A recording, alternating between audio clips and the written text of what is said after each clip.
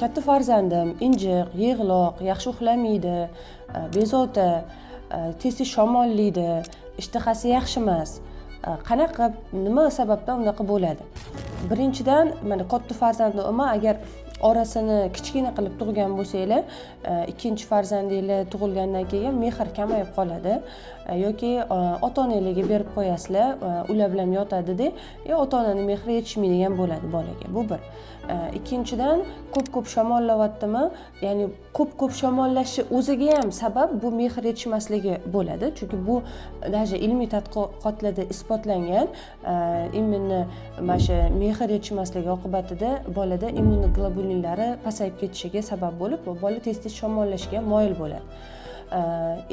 Ishtahasini yaxshi emasligi, ya'ni bolanglarni birga o'tirib spiskasini tuzib chiqsanglar bo'ladi. Qaysi ovqatlarni yaxshi ko'radi, qaysi ovqatlarni yomon ko'radi va sifatli, vitamin, minerallarga boy ovqatlar berishga harakat qilinglar.